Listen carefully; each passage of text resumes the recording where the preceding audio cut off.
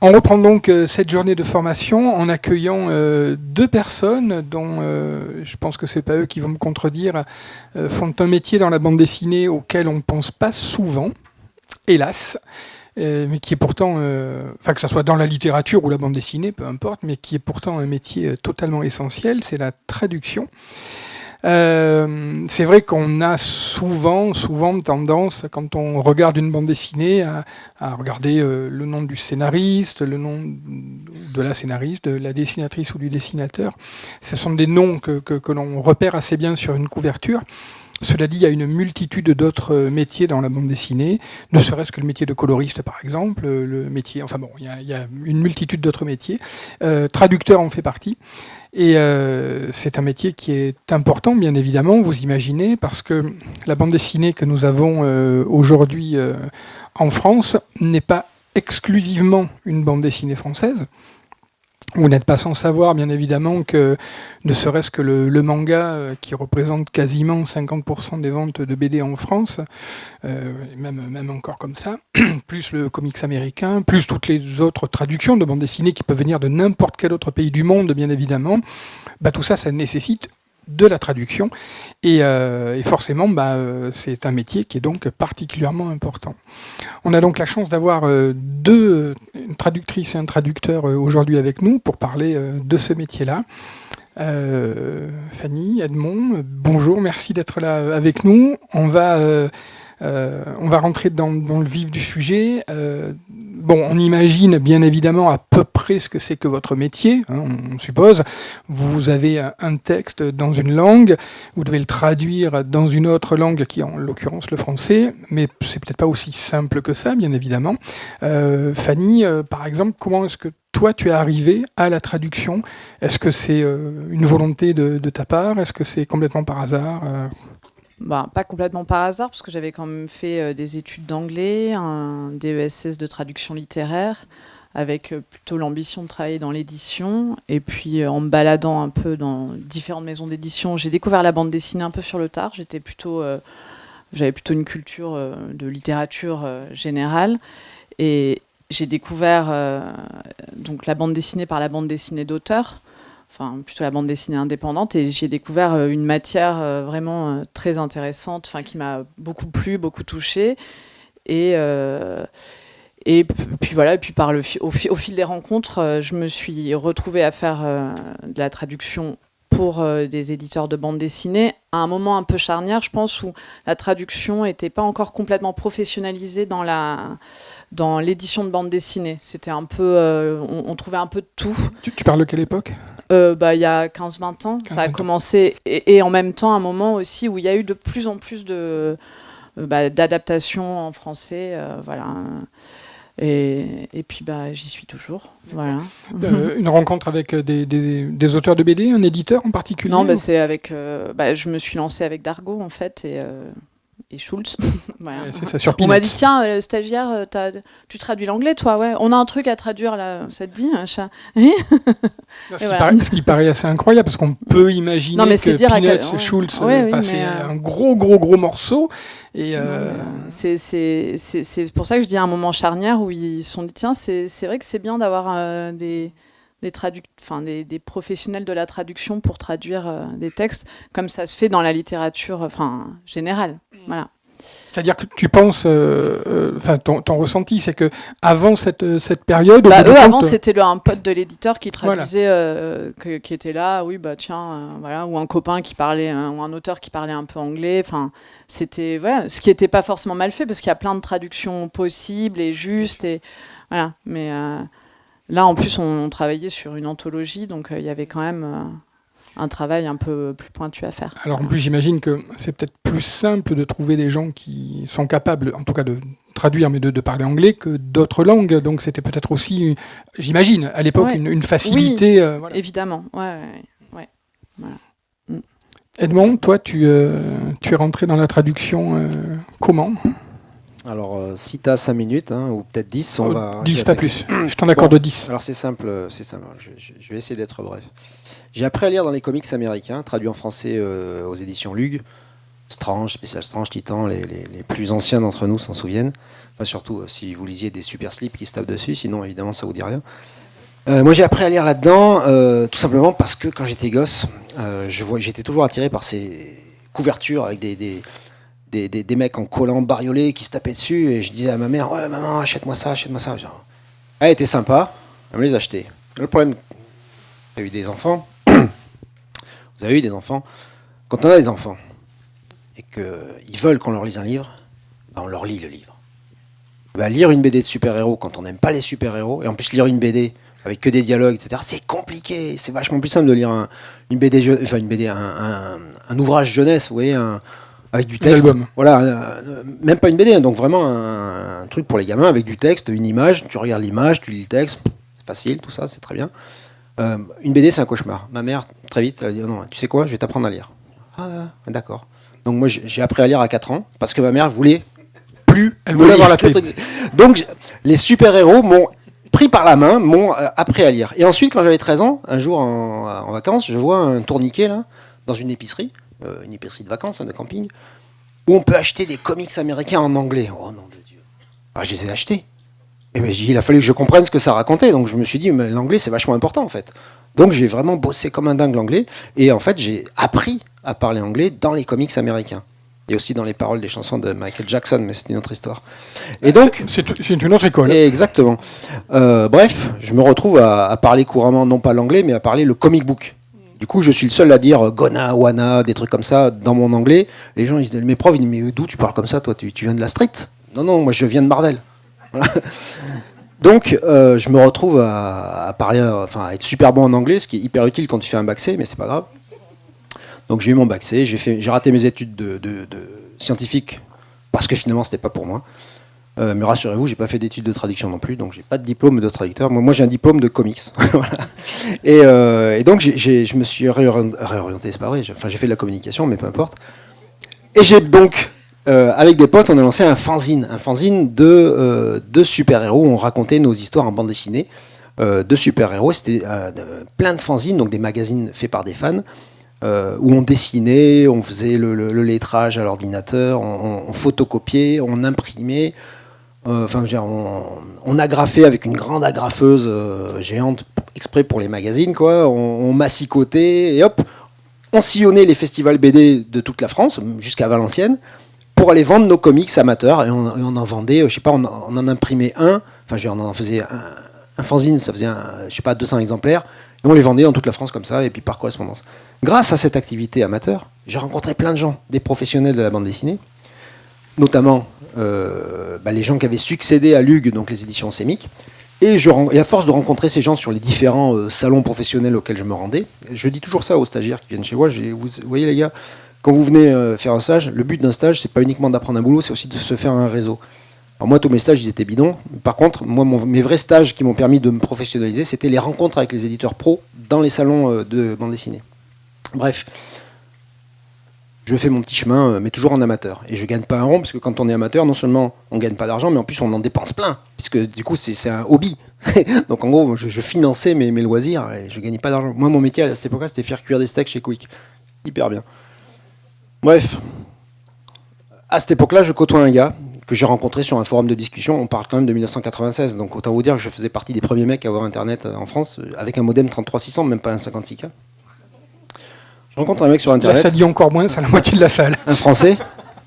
Donc, un Français que j'avais rencontré sur un forum américain. Et ce gars-là, lui, il avait fait des vraies études de traducteur. Il était traducteur pour une pour une agence de presse. Il traduisait son métier, lui, c'était traduire du français vers l'anglais des légendes photos. Donc, son agence, c'était Gamma. Et donc, il y avait tous les photographes de Gamma qui prenaient les photos dans le monde entier. Et lui, son boulot, c'était de mettre les légendes en anglais. Ce gars-là, il travaillait aussi un petit peu à côté pour Sémic, justement. Donc Sémic, les mecs qui me connaissaient, parce que j'étais tout le temps en train d'essayer de les convaincre de publier en professionnel mes BD amateurs. Arrive le 11 septembre 2001. Et donc là, forcément, les photos qu'il doit légender, elles sont horribles. C'est du jour. Et puis en plus, il se fait bombarder. Excusez-moi la blague. Mais il se fait vraiment. Il se retrouve sous un tsunami de photos horribles, de tristesse, de gens qui tombent, de gens ensevelis sous les décombres, enfin des trucs horribles. Il fait ça toute la journée et quand il rentre le soir, il a plus le moral, il se dit oh non c'est bon, moi je vais plutôt me servir un whisky au lieu de faire ma traduction. Et il dit au mec de Semic, bon là vous savez, les bouquins que vous me filez à traduire c'est super, mais là j'ai vraiment besoin de décompresser le soir quand je rentre chez moi. Vous devriez proposer ça à Touriol parce qu'il fera du bon boulot. Et là les mecs, ah ouais Touriol, mais on connaît que lui, il est tout le temps en train d'essayer de nous vendre ses BD sur les salons machin. Et hop, donc il y a Thierry Mornay qui aujourd'hui dirige la filière comics de Delcourt. À l'époque, c'était le rédac-chef de Semic. Il m'invite à déjeuner. Bon, à Paris, mais bon, je me dis, ah, ça y est, il a enfin accepté, il va publier nos BD. Donc je vais déjeuner plein d'espoir avec lui. Et là, je me rends compte qu'en fait, pas du tout, il me propose un boulot de traducteur. Et ben, j'ai dit oui. Et c'était en 2001, et depuis, c'est mon boulot. D'accord. Alors, on peut... Voilà. Va-t'en rebondir après ça, tiens. Donc, alors on peut peut-être résumer pour tout le monde, parce que tout le monde ne le sait pas forcément, mais dans, on va dire, l'industrie de la bande dessinée aux États-Unis, on va dire qu'il y a, c'est pas aussi simple que ça, mais deux principaux éditeurs. Toi, ça te fait rire, toi. Marvel et DC, et qu'il y a d'autres éditeurs. Ces deux éditeurs sont pas les mêmes, ils sont concurrents bien évidemment. Toi, tu disais que tu travailles pour Marvel, pour DC, c'est-à-dire que tu as la possibilité de travailler avec ces deux gros éditeurs? Alors en réalité, en France, on ne bosse pas pour Marvel ou pour DC, puisqu'en fait, Marvel et DC, c'est des boîtes américaines. Et je ne bosse ni pour Marvel ni pour DC. Moi mes clients, justement, ça va être Dargo via leur filière Urban Comics, pour tout ce qui va être DC Comics. Ça va être Delcourt, par exemple, pour Walking Dead. Ça va être Panini pour tout ce qui est Marvel. Et puis ça va être après des petits éditeurs indépendants pour d'autres trucs. Mais grosso modo, quand je dis mes clients, c'est mes clients et c'est aussi les clients parce que je dirige MacMac, qui est un studio de création de bande dessinée et d'adaptation de comics et de mangas. Et donc, nous, nos clients, essentiellement, ce sont des gens qui sont implantés en Europe, donc essentiellement en France, mais aussi en Allemagne. Mais on ne traite pas directement avec les boîtes américaines pour l'instant. Parce que là, on essaie justement d'aller les convaincre, mais pas pour traduire. C'est pas d'intérêt d'aller traduire pour eux là-bas. On en a fait un peu pour d'autres, mais bon, peu importe. Là, on y va surtout aux États-Unis pour essayer de les convaincre de sortir nos créations à nous. Et voilà. Mais donc, ça n'a pas de rapport avec le sujet de cet après-midi. Donc, on comprend que tu traduis principalement des bandes dessinées, je sais pas, de super-héros ou autres, peu importe, d'aventures, etc. La différence donc de Fanny, qui elle travaille plutôt sur des indépendants. Comment ça se passe de travailler avec, on imagine un très gros groupe, même si tu ne travailles pas avec eux directement, on a compris, mais j'imagine qu'il y a des exigences peut-être sur Marvel ou sur DC, sur un regard sur la traduction, peut-être qu'il n'y a pas possibilité de changer des noms, d'adapter, enfin je sais pas comment ça se passe en fait. Ouais, il y a des consignes officielles, et alors moi je fais exactement comme avec le papier cul, je me torche avec. D'accord. Les consignes officielles, c'est pas pour moi. Il se trouve que la plupart des consignes officielles, ouais, moi j'ai la classe. Les consignes officielles, honnêtement, elles ont été établies après que j'ai commencé mon travail, et donc c'est pas des blancs-becs qui connaissent rien au boulot qui vont m'apprendre la vie. Donc moi je considère que si j'ai envie que tel ou tel personnage il s'appelle de cette manière, je fais comme ça. C'est-à-dire que voilà, tu as un droit de regard. Non, j'ai zéro droit de regard, je fais ça en douce. Non, si je me fais choper, mais non, c'est pas bien, Toriol, qu'est-ce que tu fais là? Ah, pardon, j'avais oublié. Non, bien sûr, mais c'est un peu ma manière à moi d'être un auteur dans la traduction. Je veux dire, bon, il y a plein d'autres choses que je vais faire au niveau des dialogues, mais au niveau des noms officiels, il y a des trucs, je peux pas y échapper, parce que aujourd'hui en France, quand j'étais gosse, les Vengeurs, c'était les Vengeurs, maintenant c'est The Avengers. Franchement, ça apporte absolument rien de dire les Avengers, c'est nul. C'est comme Spider-Man, quand j'étais gosse, c'était l'homme araignée. Merci. On parle quand même de mecs qui mettent des collants et un slip sur le pantalon pour se taper dessus, quoi. Genre, pourquoi ils doivent s'appeler les Avengers ou Spider-Man? Genre, c'est l'homme araignée, c'est les Vengeurs, enfin, etc. D'accord. C'est des gamins qui vont lire ça. Donc il faut. Non, mais pas que, bien sûr, mais pour tomber amoureux de ce médium, je pense qu'il faut être gamin. On peut bien sûr apprécier plein d'histoires de super-héros quand on est adulte. Mais bon, on parle quand même, encore une fois, c'est des gens qui se tapent dessus en slip. C'est bon. Donc, principalement, si je comprends bien, c'est une vraie appétence pour ce genre de super-héros ou autre. Ouais, moi, enfin, aujourd'hui, je suis un peu. C'est une Madeleine. Ouais, mais c'est. Oui, voilà, c'est un peu une Madeleine de Proust dans le sens où, justement, j'aime bien quand on me demande de traduire un vieux truc que j'ai lu quand j'étais gamin, et donc c'est une retraduction. Mais aujourd'hui, je suis pas dupe sur l'état du marché. Disons que je reste fondamentalement passionné de ces trucs-là, mais je dirais que c'est plus la passion des premiers jours. Voilà. Fanny, toi, ton travail, c'est pas spécialement. J'ai regardé ce que tu avais fait, mais j'ai pas forcément tout vu. Il n'y a pas forcément de super-héros, pas trop. Donc tu es plus effectivement sur une production un petit peu plus indépendante, en tout cas sur certains titres. C'est sûr que Peanuts, c'est vraiment à part, mais il y a d'autres choses chez les éditeurs peut-être plus confidentielles, on va dire, que Dargo ou autre.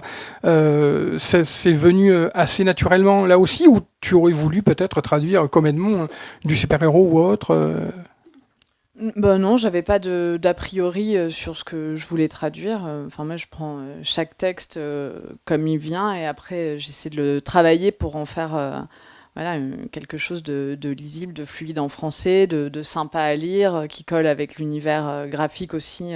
Donc, c'est vraiment très variable. Je traduis beaucoup de BD jeunesse aussi depuis quelques temps parce que c'est quelque chose qui s'est beaucoup développé et c'est intéressant de trouver le ton, le registre, de s'aventurer là-dedans aussi. Non, mais j'ai pas de. Après, moi, j'aime bien. Alors, c'est marrant, oui, la BD de comics, les comics, je sais pas si on confie souvent ça à des femmes, en fait, pour la traduction. Je crois que c'est quand même assez. Alors, il y a absolument pas de dichotomie entre hommes et femmes là-dedans. On confie ça à des gens qui sont expérimentés avant tout, qui ont la culture du médium. Oui, voilà, et donc, traditionnellement, plutôt, les gens qui lisaient des comics de super-héros, c'était des mecs. Des mecs qui ont mon âge aujourd'hui. Ça, ouais. Par contre, il y a quand même plein de nanas qui traduisent des comics, notamment pour Panini, et même d'ailleurs pour Urban. D'accord. Donc il n'y a pas du tout, on dit excuse-moi, t'es chromosomie XX, tu peux pas traduire de comics. Non, il n'y a pas du tout de ça. Non, mais c'était une question, je sais pas. En tout Il cas, moi, y a des gens qui se plaignent de ça. Voilà. Il faut peut-être. Moi, on m'a jamais proposé non plus des trucs. Enfin, si, on m'a posé plein de trucs indépendants, mais. Après, les choses viennent les unes voilà, après les exactement. autres en fonction de ce que tu as traduit et des gens avec qui tu as travaillé, c'est sûr. Moi, clairement, j'annonce, c'est pas parce que je suis un mec que j'ai eu mon boulot, c'est parce que j'avais la culture des comics américains. Oui, non, mais j'entends. Parce que j'imagine que quand on... Attends, excuse-moi, un point important. Alors, j'ai pas forcément été clair à ce sujet. Je suis traducteur de comics, mais je dirige aussi un studio de traduction, un studio de création BD qui fait aussi de la traduction. Ça s'appelle MACMA. On a 20 salariés et on travaille avec plus de 350 freelance. Plus de la moitié de nos collaborateurs sont des collaboratrices et sont des traductrices. Oui, mais le métier est quand même très féminin aussi. Voilà, donc en gros, moi, j'ai pas demandé aux gens avec qui je travaille, dans quel camp vous êtes. Nous, on recrute sur le talent. On ne cherche pas à savoir si on prend des mecs ou des filles. C'est tout. Vous avez donc deux supports de travail qui sont un petit peu différents. Edmond, tu es plutôt sur des séries, en règle générale, avec des récurrences de personnages, parfois des choses qui peuvent être en 10, 15, 20 volumes, peu importe. Fanny, par contre, pas du tout, puisque tu travailles principalement, encore une fois, c'est pas exhaustif, mais sur du roman graphique, donc des choses qui peuvent être en 1 ou 2 volumes. Oui, voilà, j'imagine qu'on ne travaille pas du tout de la même manière. C'est aussi quelque chose qui te convient bien, Fanny ? Oui, je sais pas ce que. Oui, ça me convient. Bah oui, puisque je continue, donc j'imagine que ça me convient. Non, mais j'imagine que le travail est différent. Voilà, c'est ça. Oui, moi j'aime bien cette variété. J'aime bien passer de la BD jeunesse à la BD trash. Enfin, j'ai pas forcément de. Je veux dire, à part les comics, auxquels je touche pas. Non, mais sinon, non, je rigole.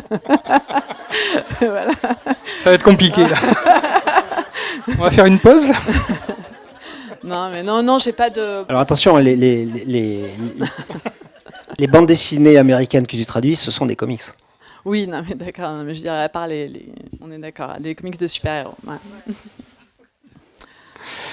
La rencontre que tu fais, Fanny, avec le monde de la bande dessinée, à travers tes premières traductions, donc Schulz, Peanuts, en règle générale, on peut peut-être aussi préciser que c'est une traduction un petit peu particulière, puisque c'est principalement du strip, donc des histoires courte, à la différence d'un album classique de bande dessinée qui peut être de plusieurs dizaines de pages, bien évidemment. Est-ce que ça introduit quelque chose de particulier dans la traduction ? Parce que le principe du strip, pour que vous puissiez bien voir, en gros, vous allez avoir une histoire complète en 3-4 cases, rarement plus. Donc c'est vraiment un exercice et graphique et scénaristique qui est très particulier. Et donc j'imagine effectivement qu'au point de la vue de la traduction, c'est un petit peu différent parce que on peut supposer qu'il va y avoir peut-être plus de dialogue que dans une bande dessinée où on peut se permettre des temps sans dialogue, sans bulle, sans. Est-ce que le travail est au bout du compte sensiblement le même ? Dans le strip ? Par exemple, oui. Bah, le travail, il est vertigineux parce qu'il est tellement concis. On n'est jamais, c'est une adaptation vraiment. C'est très compliqué. Enfin, moi, c'est vrai que je suis plus à l'aise dans les romans graphiques où il y a un petit peu plus de, voilà, on peut prendre le temps. Même s'il y a quand même, pareil, une matière à travailler dans les bulles, plein de contraintes à respecter. Non, c'était un exercice très périlleux, la traduction de Strip. Trouver la chute qui va bien et qui colle avec le dessin.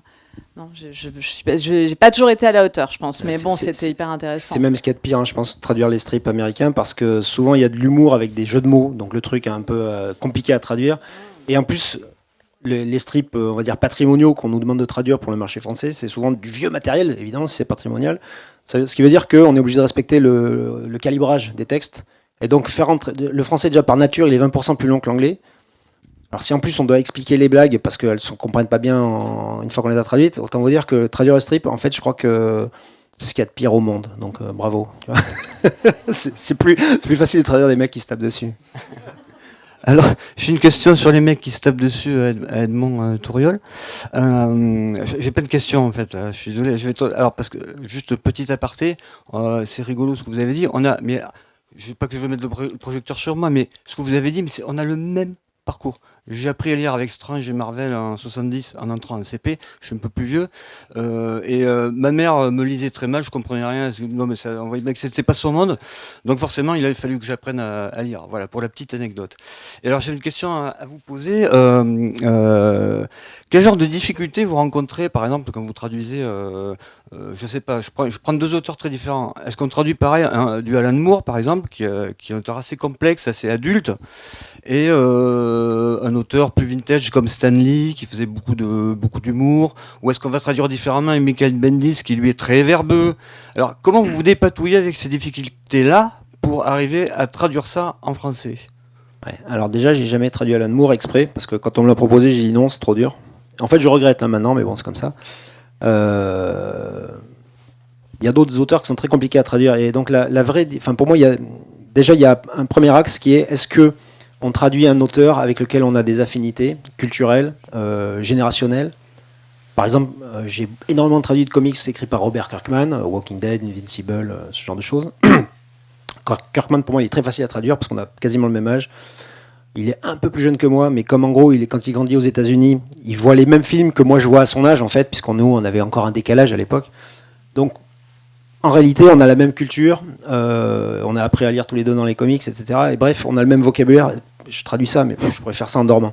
Par contre, d'autres traducteurs qui viennent d'un autre monde ou d'une autre époque, et donc Stan Lee, c'est un bon exemple. Stan Lee, il n'est pas dur ni à comprendre ni à traduire, mais il est long parce qu'il est hyper bavard.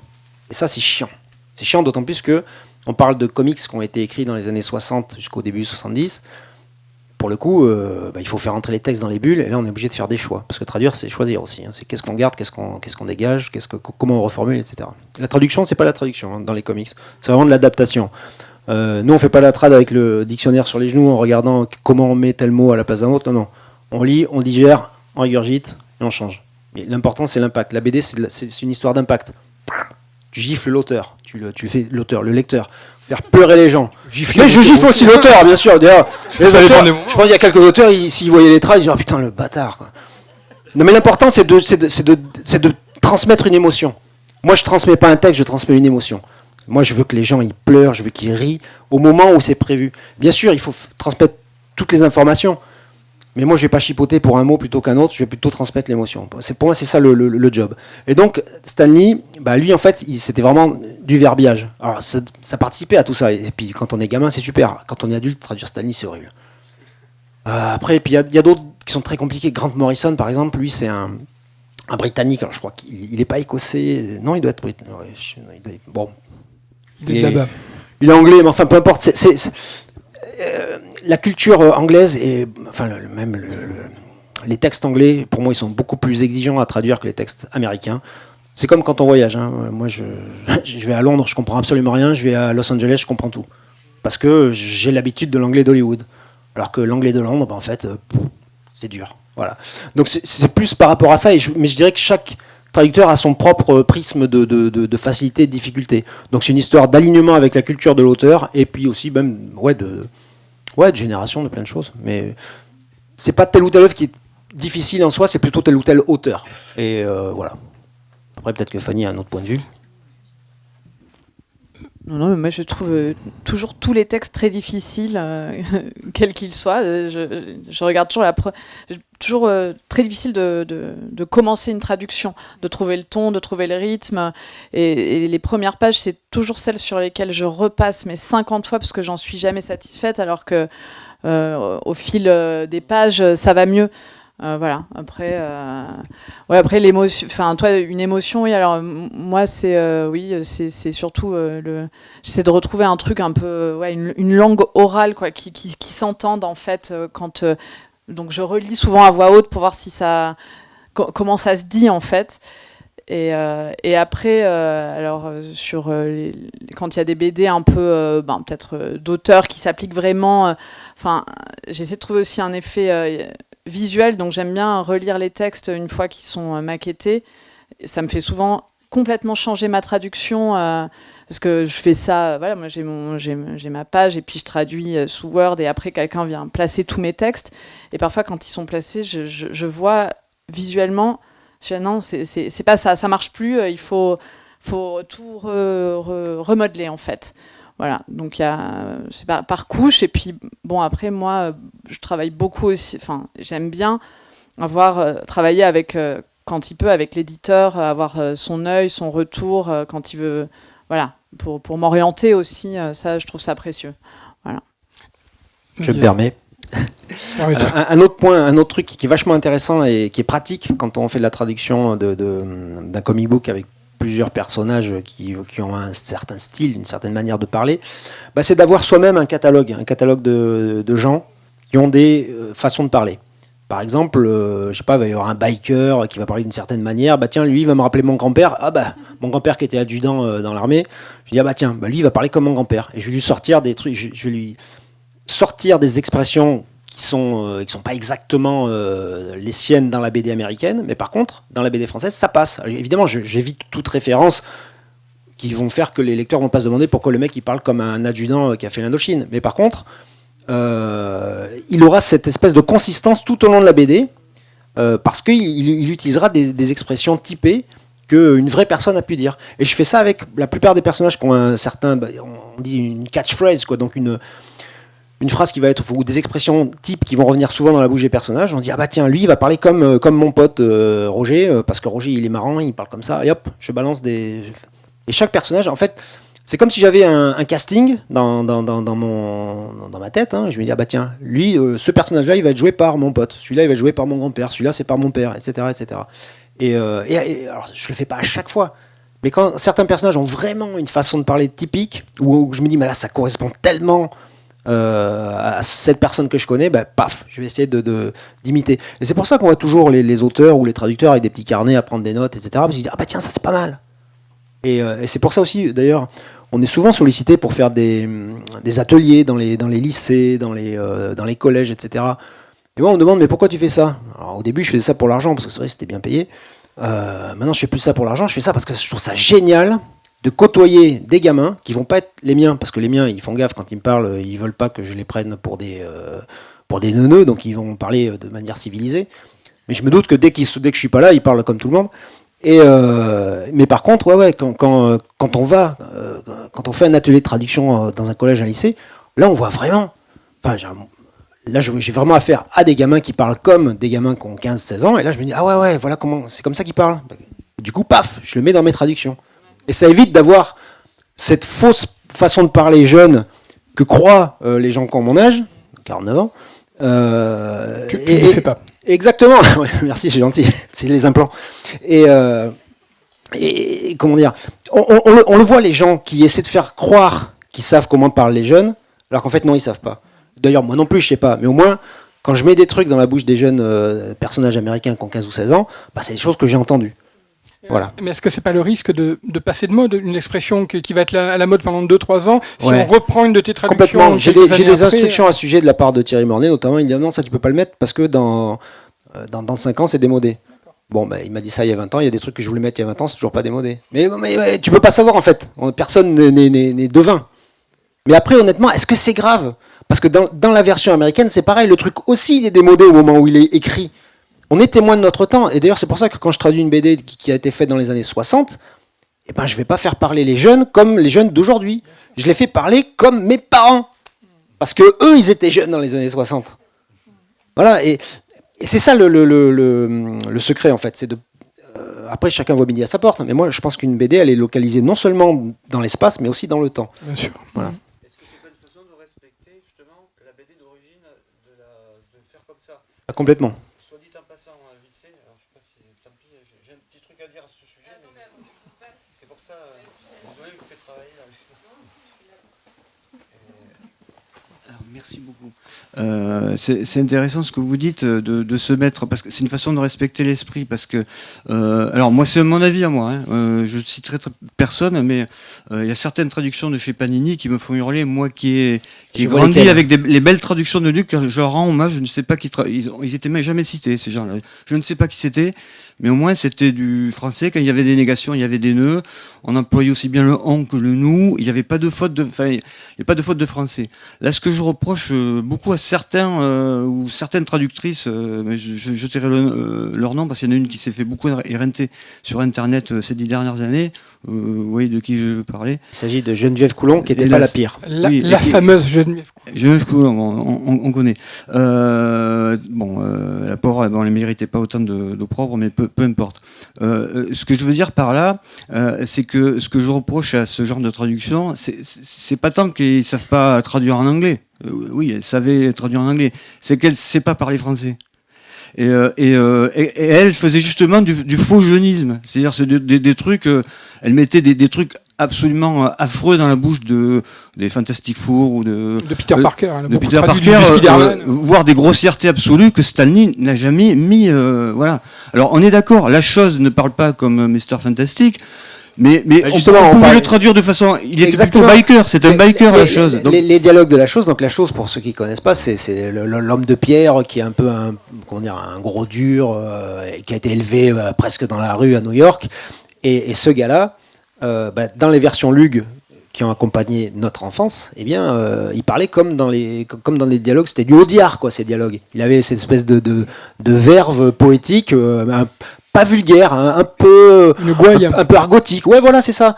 Et effectivement, dans certaines traductions modernes, mais là on parle quand même des traductions qui ont 15 ans, parce que maintenant ils font plus ça chez Panini, ils ont vraiment, ils s'appliquent. Il y a eu du progrès. Oui. Je vais pas dire du mal de Panini, on bosse énormément avec eux, hein, si vous nous regardez. Non, mais voilà, il peut y avoir des accidents de traduction, c'est la vie. Hein, mais effectivement, l'important c'est de respecter l'esprit. Je suis d'accord. Fanny, c'est quoi une journée de traductrice pour toi ? C'est-à-dire qu'une fois que tu as reçu le matériel que tu vas devoir traduire, tu vas, je sais pas moi, comme les dessinateurs et dessinatrices qu'on a eu tout à l'heure, regarder des films, lire d'autres choses, t'inspirer d'une ambiance, d'une époque, de choses comme ça. Comment tu travailles en fait ? Je travaille en me mettant à mon ordinateur et en essayant d'avancer. Alors, pas forcément un aspect référentiel. S'il y a vraiment un sujet très particulier, si ça peut. Après moi, c'est plutôt. Je travaille. J'essaie d'avancer. Je travaille souvent en faisant un premier jet et ensuite en le repassant plusieurs fois. Et après. Moi, ce dont je me nourris plutôt, c'est de mes lectures et de mes lectures du français, parce que pour me nourrir pour savoir comment on écrit en français, pour rester au goût du jour sur la langue française. Bon, et après l'anglais, évidemment, je l'entends aussi par ailleurs, hein, mais ce qui compte pour moi, c'est comme vous dites, c'est de parler un français, ou d'écrire un français qui se lit. Alors après, moi, pour moi, ça reste vivant le français, donc je tiens pas forcément à mettre toutes les négations. J'aime bien. Parfois, il faut inventer des mots. Parfois, il faut. Enfin, je suis ouverte quoi sur la façon de l'utiliser, mais voilà, c'est plus comme ça que je vais travailler un peu tout le temps, quoi, en grappillant des choses là où je les lis, là où je les entends, voilà. Mais Parce pas qu'effectivement, forcément vous avez un point commun enfin, tous les deux, c'est le français en fait. Edmond, toi tu le dis sur ton blog, Fanny, il y a une interview où tu parles de ça effectivement, où en fait au bout du compte, le plus important pour vous, c'est le français. C'est même pas l'anglais en fait au final, c'est le français, c'est-à-dire qu'il va être traduit en français. Et c'est vrai qu'on a peut-être un peu tendance à l'oublier en fait au final. Alors les gens qui connaissent pas le boulot, ils l'oublient, mais quand on est traducteur, si on est toujours traducteur au bout de 20 ans, c'est qu'effectivement on est capable de parler français. Et alors Fanny a dit un truc hyper important, c'est que justement, elle met les négations ou pas, elle invente des mots ou pas, enfin en gros, elle s'approprie le texte. Mais par contre, on a une base commune, nous avons tous une base commune, hein, c'est la langue française. Et cette langue française, surtout dans la BD, on a le droit d'en bafouer les règles. Mais par contre, on ne peut pas bafouer ces règles si on les ignore. Donc on doit connaître les règles du français, et après on en fait ce qu'on veut. Mais par contre, si je fais une faute de français ou si je fais une erreur, c'est parce que c'est volontaire, parce que ça correspond au personnage. C'est pas parce que je suis nul en français. Et ça, c'est hyper important. Et dans les écoles de traduction aujourd'hui, tout le monde s'en fout. Moi, je reçois des gens, des diplômés Bac+5 en traduction qui ne maîtrisent pas le français. C'est très dur de travailler avec ces gens-là. Nous, on a dans mon studio, on a des tests de traduction. Ces tests de traduction, ils sont même encore plus difficiles encore plus, je dirais, rigoureux pour savoir si les gens ils parlent bien français que pour savoir s'ils comprennent l'anglais. Parce qu'honnêtement, on comprend l'anglais, on comprend tous l'anglais. Et la culture américaine, on baigne dedans. Donc en réalité, la vraie difficulté, c'est est-ce que tu es capable de parler français ? Voilà. Oui, une question. Je me disais en complément de ce que tu disais tout à l'heure, un truc que je trouve très important, et ça m'est arrivé de lire du comics traduit, alors notamment chez Panini justement, où ce que je trouvais dommage, c'était pas tant qu'il y ait un français parlé, etc. Le problème, c'était que ça correspondait pas au personnage. Et c'est extrêmement courant. Moi, il y a un personnage que je vois très souvent mal traduit, c'est le professeur Xavier, qui est le mentor des X-Men. Je le vois les rares fois où je lis du Panini, pour le coup.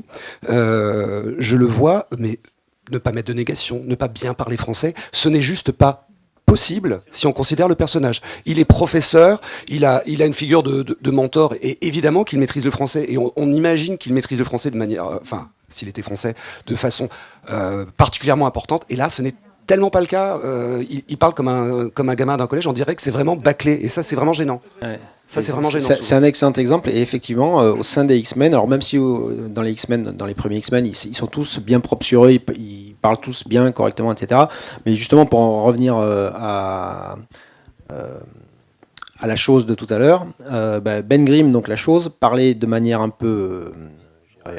relâché, argotique, etc. Et le fauve des X-Men, qui est pareil, c'est le gros balèze de l'équipe, il a des pieds, des mains énormes, d'apparence, on se dirait que c'est le même personnage que la chose, et justement, pour le différencier de Ben Grimm, Stan Lee lui avait donné un langage encore plus docte et pompeux que les autres. Il était tout le temps en train de citer des philosophes, etc. Il y avait des expressions typiques, presque shakespeariennes, et évidemment, dans la VF... ils parlent tous pareil. Et ça, c'est un problème, effectivement. D'ailleurs, moi, les fois où j'ai eu la chance de traduire les X-Men, je me suis vraiment appliqué à respecter à la lettre l'esprit. Donc, effectivement, le fauve, il parlait comme un universitaire diplômé dans plusieurs, je sais pas, en philo, en lettres, et ainsi de suite. Et oui, s'il pouvait y avoir un gros dur qui allait parler un peu bizarrement, qui allait se sauter pas comme moi, par exemple. Vous voyez, pas toujours très classe. C'est comme ça. Enfin bref, non mais voilà, je pense que c'est important. Chacun son rôle justement. Moi, je suis pas universitaire. Oui. Et alors pour le coup, est-ce que c'est pas un problème qui est une personne qui traduise un personnage pendant, je sais pas moi, 1 mois, 2 mois, 6 mois, 1 an, peu importe, ça passe à un autre traducteur, donc forcément c'est différent. Pour les lecteurs qui suivent une série, est-ce que c'est pas compliqué ? Parce que tu le dis, certains l'ont traduit en français, et toi tu respectes exactement les phrases philosophiques qu'il dit. Il y a vraiment un problème pour le coup de continuité de lecture. Alors en tant que lecteur, je dirais que bon, pour moi c'est un déchirement, mais parce que moi je m'intéresse à la question. Donc quand je vois que la trad a été pas faite correctement, je suis triste. Par contre, mon expérience me dit que le grand public ne le voit pas. Le grand public, ce qu'il ne faut pas oublier, c'est que ce sont des gens qui lisent des BD gratuitement en les téléchargeant sur Internet, qui ont été traduits par des amateurs et lettrés par des amateurs. Donc les BD sont moches et elles sont traduites avec le cul. Honnêtement, comment voulez-vous que le public d'aujourd'hui, qui a été abreuvé de ça gratuitement, ils appellent même plus ça des BD. Un manga, par exemple, ils vont dire « Ah ouais, t'as lu les scans de machin ?» Ils parlent même pas d'une BD. « Ah ouais, tu veux dire que toi, t'as imprimé les scans ?» Non, je l'ai acheté, ça s'appelle un manga. Bref, toutes les jeunes générations, maintenant, ils ont tellement été habitués à une qualité ultra faible que ça leur passe au-dessus de la tête. C'est pour ça, d'ailleurs, nous, notre métier, dans 5 ans, c'est l'intelligence artificielle qui fera le boulot, qui est moins bonne que nous, mais qui est 10 fois moins cher, et comme de toute façon le public ne s'en rendra pas compte, voilà. Donc il y aura toujours des gens qui s'en rendront compte, mais ils seront peu nombreux. Vous voulez dire un truc ?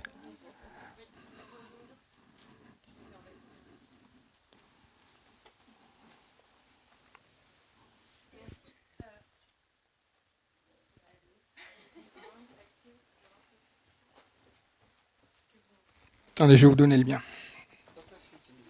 Ah non, non. C'est bon ? Ah oui. Merci beaucoup.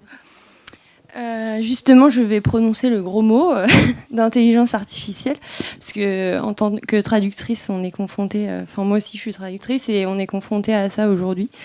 Qu'est-ce que vous pensez de l'avenir des traducteurs pour la BD, en fait ? Enfin, parce que l'avenir des traducteurs dans tous les domaines est compromis. C'est quoi votre avis par rapport à ce sujet ? Vous auriez pu attendre 5 minutes avant la fin pour plomber l'ambiance, quoi. Ah, pardon. Mais justement, je voulais rebondir ensuite sur un truc plus gai pour qu'on finisse sur quelque chose de sympa.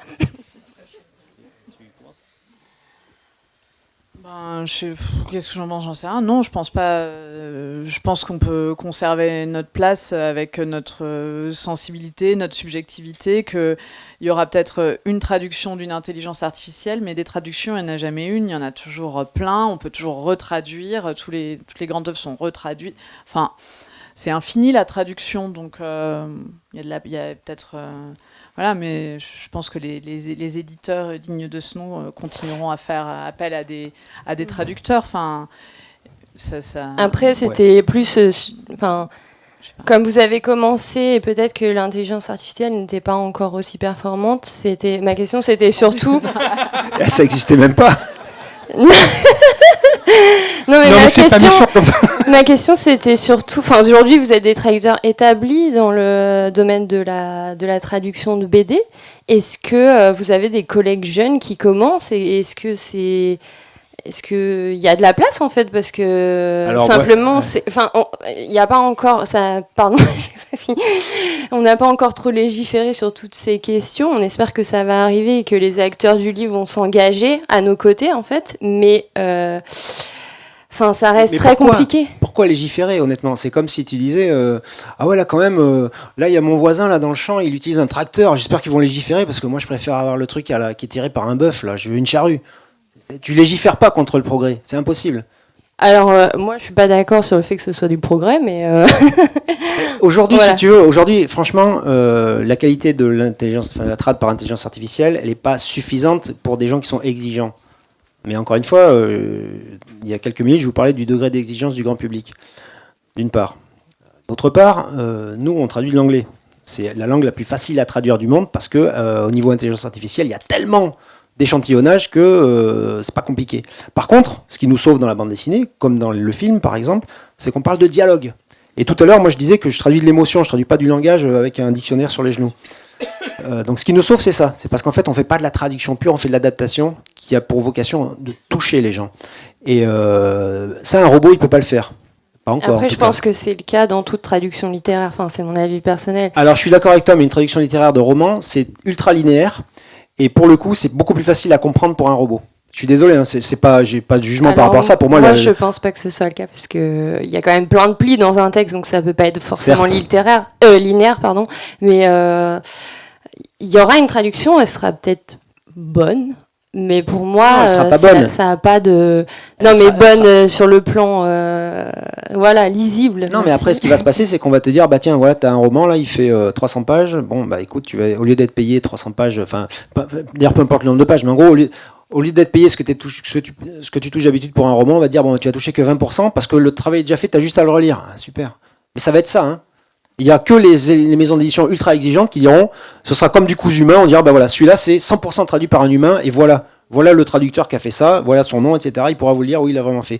Le reste, c'est sûr, ce sera à la chaîne, traduit par des robots, avec un gars qui fera, en une journée de travail, il devra relire 5 mangas, 5 BD, 5 romans, j'en sais rien, enfin pas 5 romans, mais vous voyez, il faut pas se voiler la face, hein, 80% des gens qui font ce métier aujourd'hui n'ont plus de travail dans 5 ans. Mais après, moi je vais même aller encore plus loin. On parle de traduction, mais si vous prenez des choses comme Midjourney, qui sont capables de générer des images et de la bande dessinée, on peut aussi se poser la question, parce que là il y a plein de BD qui sortent générés par Midjourney, et franchement, par rapport à pas mal de BD qui sortent chez des éditeurs classiques, je vois pas la différence. Enfin, si, je la vois un peu, mais pas tant que ça. Mais... Donc ce que Edmond il dit, le grand public... Par contre, il y aura toujours des éditeurs ultra exigeants qui feront jamais appel à Midjourney, qui feront jamais appel à une IA, etc. Mais non, mais c'est sûr même, c'est évident. C'est évident. Mais c'est sûr que spontanément, si vous avez un éditeur qui a la possibilité d'avoir un logiciel qui vous coûte 10, 20, 30, 50 fois moins cher qu'un être humain, bah, ils sont, voilà, c'est... Même 2 fois moins cher. Oui, mais même 2 fois moins cher. Ouais. Nous, on est sur un marché mondial, par exemple. Moi, avant, je me battais contre des concurrents qui allaient être français. Là, après, on s'est battu contre des concurrents qui étaient asiatiques. Et maintenant, on se bat contre des concurrents asiatiques qui utilisent des robots. Et là, ils sont 10 fois moins chers. Ah, ils sont moins bons que nous. Hein. Mais ils sont 10 fois moins chers. Les mecs, ils s'en foutent. Ils vont payer un Français pour relire derrière. Et puis voilà, basta. Et c'est la vie, on peut pas aller contre. De toute façon, légiférer quoi ? Moi, j'ai des clients qui sont coréens, qui sont américains, etc. L'Europe, ils sont ceinture noire de législation. Mais sauf que dans la vraie vie, l'Europe, c'est une île. Il y a le monde autour. Après, je vais vous dire un truc. Moi, j'ai la chance d'avoir plusieurs métiers. Et un de mes métiers, c'est d'être enseignant sur l'image, etc. Moi, il n'y a qu'une seule chose à laquelle je crois, c'est l'éducation. Si on éduque les lecteurs à être un petit peu critiques sur ce qu'ils lisent, sur ce qu'ils regardent, la manière dont c'est fait, etc., bah, les lecteurs, ils sont pas dupes, il n'y a pas de souci. C'est juste une question d'éducation pour moi. C'est montrer effectivement aux gens que, à un moment, la BD qui est faite par une intelligence artificielle, celle qui n'est pas faite, il y a une vraie différence. Elles m'ont parlé de sentiments, de choses comme ça. Enfin, en tout cas, aujourd'hui, la machine, elle est absolument pas capable de le faire. Peut-être qu'elle le sera un jour, j'en sais rien. Mais aujourd'hui... Enfin, ça va pour l'instant. Oui. Après, je suis désolée, j'ai repris le micro. Ah mais allez-y. Mais on est là pour ça. Je pense aussi que c'est le lieu où il faut dire ce genre de choses. Mais et carrément. Moi, j'ai pas envie d'arrêter de me battre et de me dire, en fait, c'est comme ça et ça sera pas autrement. Bien sûr. Mais ton arme pour te battre, c'est la qualité de ton travail. Et ça ne peut être que ça. Bien sûr, mais ça veut dire qu'à côté, je dois faire d'autres choses pour ramener de l'argent, pour payer des factures.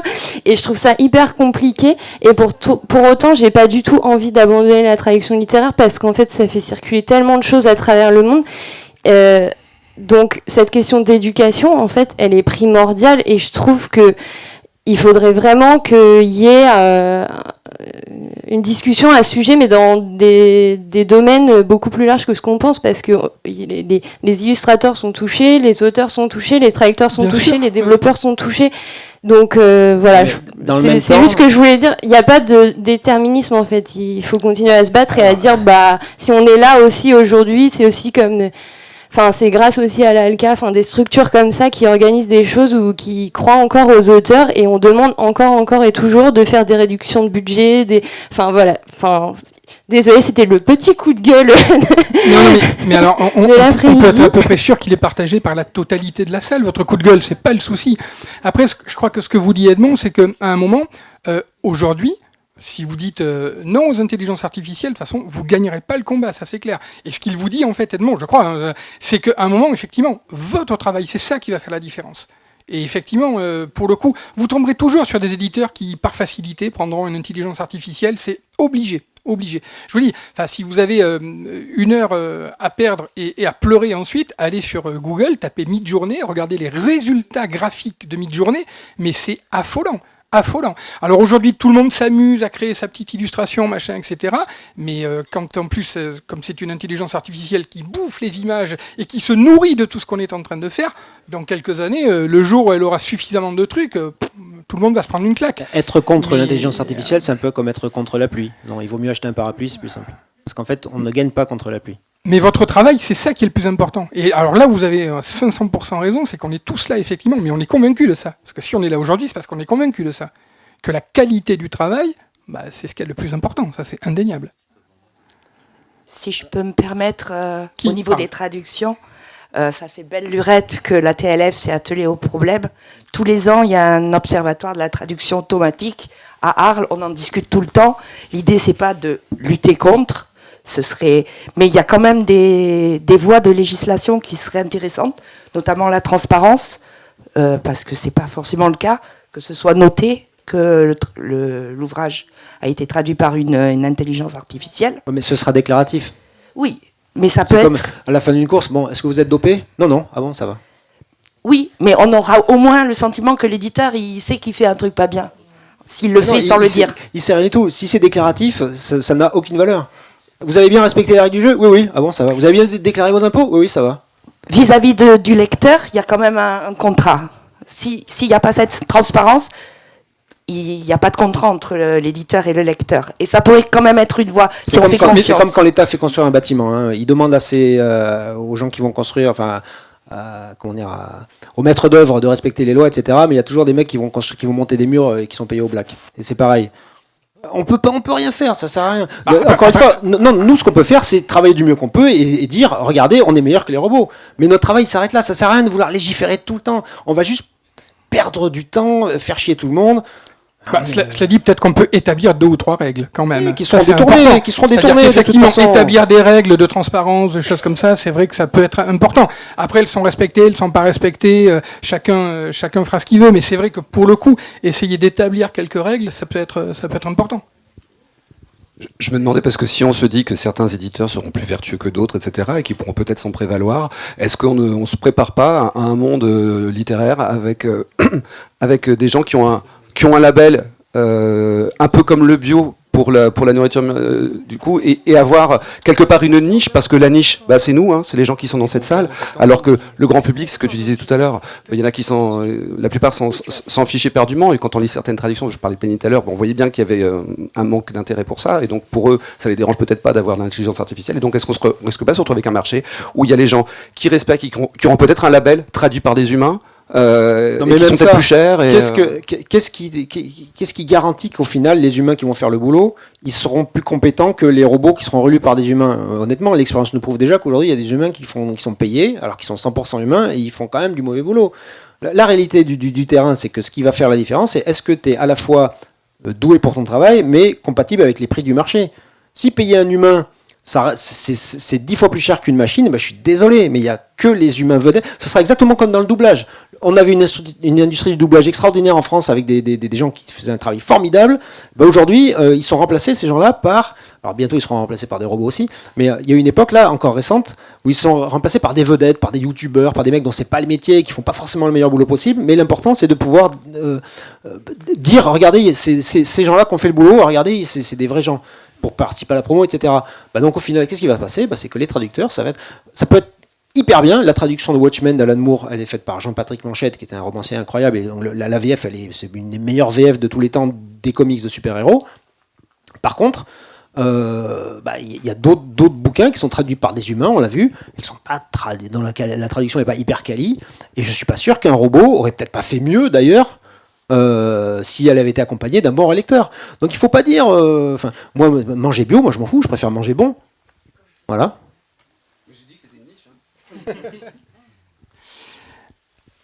hein. Fanny, je te voyais prendre ton micro. Moi j'allais dire que de toute façon les traducteurs étaient moins bien payés que les humains, donc on continue à utiliser à exploiter des traducteurs, hein. Ah merci, hein. Vous avez vu comment ils sont maintenant? Ben, bravo, merci beaucoup. Oui. Question? Non? Ah bah, remonter après ça, c'est compliqué. Hein. Non, pas de question, c'est bon? Bah alors on va finir peut-être avec une question peut-être assez simple, j'espère. Est-ce que vous avez rencontré des auteurs pas impossibles, mais particulièrement difficile à traduire parce que peut-être, je sais pas moi, un rapport au langage qui est pas du tout le vôtre, ou éventuellement même un décalage par rapport à ce que vous étiez capable de faire. Enfin, je sais pas, est-ce qu'il y a eu des auteurs sur lesquels vous disiez, Edmond, tu disais, Alan Moore par exemple, tu avais dit non parce que tu estimais à l'époque que c'était trop dur. Et est-ce qu'il y a des auteurs sur lesquels vous êtes confrontés en vous disant, waouh, là j'ai une montagne devant moi? Bah, moi, c'est Schultz, clairement. Ouais. Après. Sacré bizutage alors. Oui, mais il a duré longtemps. Hein. Mais non, moi, tous les textes me paraissent une montagne, quelle qu'il soit. Après, je te dis, c'est toujours une. Voilà, il me faut du temps, quoi, pour me couler dans la langue de l'auteur et pour en trouver une bonne adaptation, puisque je crois que c'était le sujet. Ouais, voilà. Mais non, j'ai pas d'auteur en tête après qui soit vraiment très complexe. Enfin, ils sont tous complexes, je veux dire, mais pas un qui m'a fait buter. Après, parfois, c'est des moments aussi qu'on laisse un peu de côté, auxquels on revient. Enfin, je sais pas. Alors, j'ai deux réponses. Premièrement, pour moi, l'auteur le plus dur à traduire, ça a été Grant Morrison, à tel point qu'une fois que j'ai eu traduit les 6 premiers épisodes de son run sur Green Lantern, c'était il y a quelques années, j'ai dit à un mec de mon équipe, toi t'aimes bien Green Lantern, tu veux pas traduire la suite? Et du coup je me suis débarrassé du bébé, c'était trop, pour moi c'était une corvée en fait, je ressentais aucun plaisir à relever ce défi-là. Le premier c'était sympa, mais après je me voyais pas traduire les autres tomes. Et donc c'est parce que voilà, c'est un Britannique, il a une manière de parler. Et du coup, il fait parler tous ces personnages comme des mecs qui parlent un anglais argotique que je comprends pas. Alors voilà, je passais à autre chose. Mais sinon, pour moi, ma trad une des plus difficiles, c'était Doomsday Clock. Alors Doomsday Clock, c'est écrit par Geoff Jones, qui est un scénariste qui est très facile à traduire, parce que pour les mêmes raisons que Kirkman, on doit avoir le même genre de. Il est lui un peu plus vieux que moi, mais peu importe. On a le même genre d'éducation, le même genre de façon de parler, et les personnages, je les comprends. En revanche, c'était hyper dur parce que Doomsday Clock, c'est quand DC Comics décide d'intégrer l'univers Watchmen, qui est un univers à part, dans l'univers DC Comics. Donc c'est extrêmement référencé comme BD. Donc il y a tout le temps des allers-retours avec la première BD de Watchmen, d'une part, et puis avec la préquelle, donc Before Watchmen. Enfin, en gros, c'est une BD pour la traduire. Donc en gros, il y a une BD qui doit faire 300 pages à peu près. Pour la traduire, en fait, j'ai dû lire ou relire Watchmen 20 fois, relire d'autres bouquins différemment, chaque fois en allant chercher la petite bulle, le dialogue. Ah tiens, est-ce que ça c'est pas une référence à ça? Ah, il faut que j'aille retrouver. Merde, c'est dans quel bouquin? Allez. Donc c'est un plaisir de dingue, c'est hyper pas rentable, mais après je suis hyper fier d'avoir fait ce bouquin. Donc c'était très très dur, mais je suis là, il est en haut de ma pile sur mon CV, quoi. Mais voilà, et c'est pas parce que l'auteur était compliqué à traduire, c'est parce que l'univers était très compliqué. Il fallait, voilà, c'est comme si on m'avait demandé de traduire un morceau de la Bible. Ah merde, il faut que je lise et que je relise la Bible. Ouais, chaud. Voilà, donc c'est un peu pareil. D'ailleurs, Watchmen, c'est un peu la Bible des fans de comics.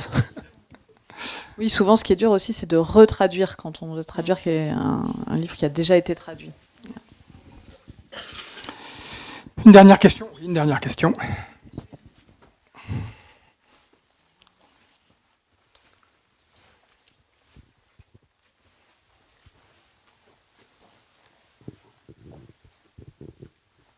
Question très simple, combien de temps ça prend de traduire un texte? Ou est-ce que quand vous faites une série, est-ce que c'est plus rapide ou pas? Je pense qu'il y a tous les cas de figure se présentent. Après, en bande dessinée, tu travailles sur des temps quand même assez courts en traduction, qui vont de une semaine à un mois, hein, je dirais. Parce qu'après, de toute façon, c'est plus rentable, on va dire. Et voilà, donc c'est vrai que c'est pas les mêmes temporalités que sur le roman ou sur les essais. Enfin, voilà. Donc, et puis il y a des temps où tu traduis. Enfin, moi, en tout cas, où je traduis un peu, peut-être au kilomètre, et des moments il y a beaucoup de moments de relecture, de repasse, de réflexion aussi. Donc c'est difficile pour moi de caler, de donner un ordre comme ça temporel. Ouais. Et alors la question a été simple, mais la réponse est compliquée, effectivement, parce que déjà ça dépend vachement de la BD. Tout à l'heure on parlait de Stan Lee. Stan Lee, il n'est pas compliqué à traduire en soi, mais chacune de ses planches de BD comprend 30 bulles bavardes.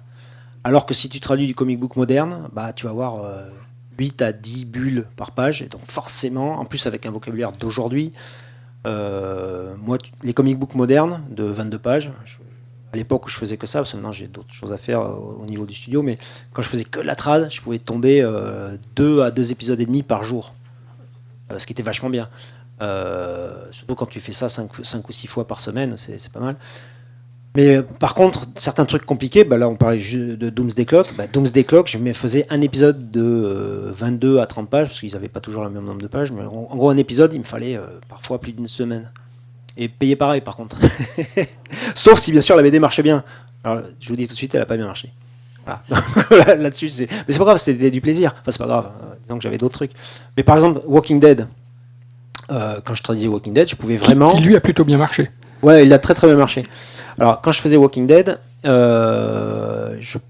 m'est arrivé de devoir traduire, je sais pas, 4 épisodes dans la journée.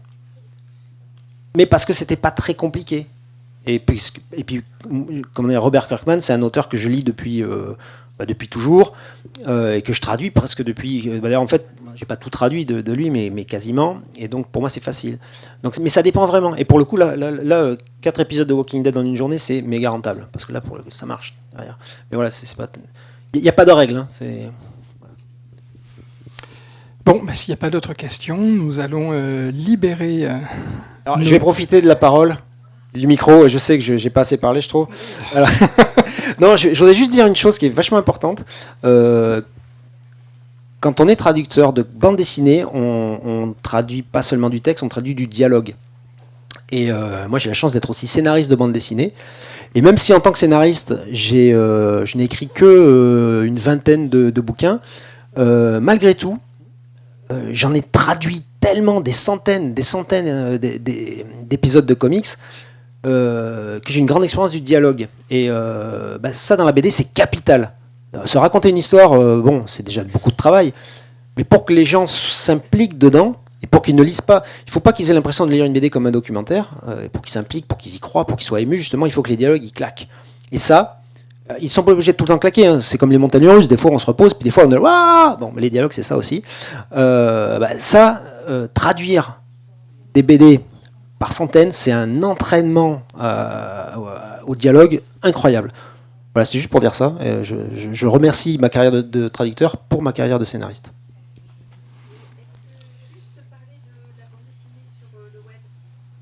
Ah oui, tiens, alors j'en profite aussi, je vais faire ma promo. Mais non, mais non. Mais j'ai un planning, moi. Je te rends ton planning dans 2 minutes. Je suis scénariste en ce moment d'un webtoon, c'est une bande dessinée que vous pouvez lire sur votre téléphone, mais ça peut être vachement bien pour intéresser les gamins. D'ailleurs, de toute façon, dans les médiathèques, on ne lit pas que des BD, on peut lire aussi sur le net. Ça s'appelle Z United, comme la lettre Z et puis United, United, comme Manchester United.